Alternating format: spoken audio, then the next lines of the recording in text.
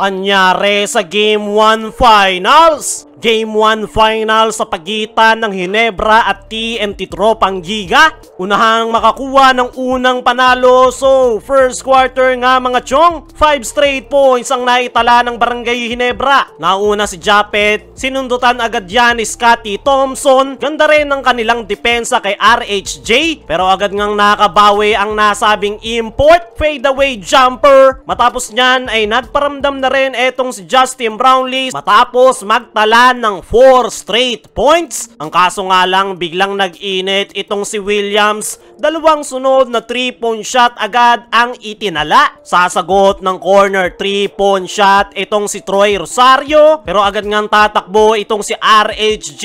Kaya naman, early timeout ang Ginebra. Tapos maibaba ng TNT sa isang kanilang kalamangan. Nag-respond naman ang Barangay Ginebra matapos makapuntos si Stephen Holt. Pero under 4-minute mark, biglang nag-avalanche yung opensa ng TNT.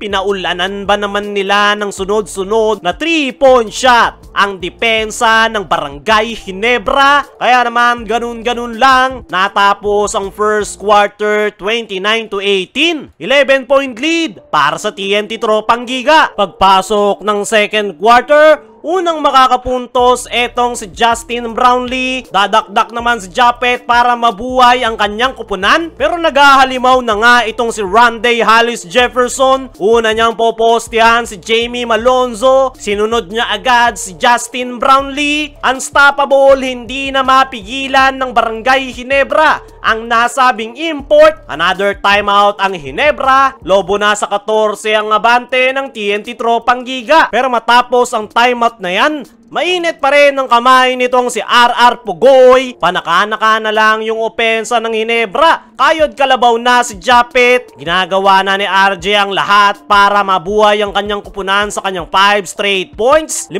sunod na puntos rin ang itinala nitong si Scotty sa kanyang 3 at aggressive layup. Pero palaging may pansagot ang TNT Tropang Giga. Nakapagpasabit pa ng end one play si Poy Eram. High energy naman ang ipinapakita ni Randy Hollis Jefferson. Hindi siya mapigilan ng depensa ng Ginebra. Kaya naman natapos ang first half 55-39. 16-point lead para sa TNT Tropang Giga. Leading scorer si RHJ with 23 points. Justin Brownlee naman with 11 sa Barangay Ginebra. Pagpasok ng third quarter, agad na nakapuntos itong si Randy Hollis Jefferson. Pero 8 tuturan nga yung sagot dyan ng Barangay Ginebra. 5 ang manggagaling kay Scotty matapos ang 2 at 3-point shot. Dadagdagan nga yan ni Stephen Holt. Baba na lang sana sa single digit ang kalamangan ng TNT. Pero palagi ngang may pansagot itong si Pugoy at kanyang katropa. Balik sa 12 ang kalamangan ng TNT. Tapos ang timeout ni Coach Team ay minira ng naging sagot ng kanyang kupunan. Scotty, nandyan rin etong si Justin Brownlee at Jamie Malonzo. Bahagyang nabuhayan ang Ginebra. Pero bigla na namang nag-init yung outside shooting ng TNT Tropang Giga. Pupuntos ng isa si itong si Justin Brownlee. Pero doble nga yung sagot ng TNT Tropang Giga. Sinayawan lang ang depensa ni RJ. Magbabaon pa ng corner 3 si Kim Aurin.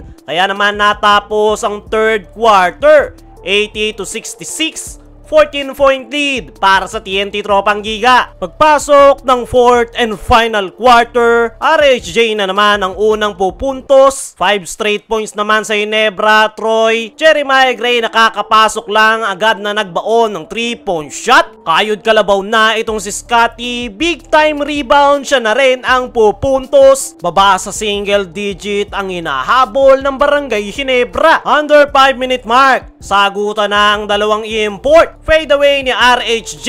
Stop and pump naman para kay Justin Brownlee. Pero hindi nga mapigilan ng TNT import. Binawian niya si JB. Kaya naman TNT ang kukuha ng panalo.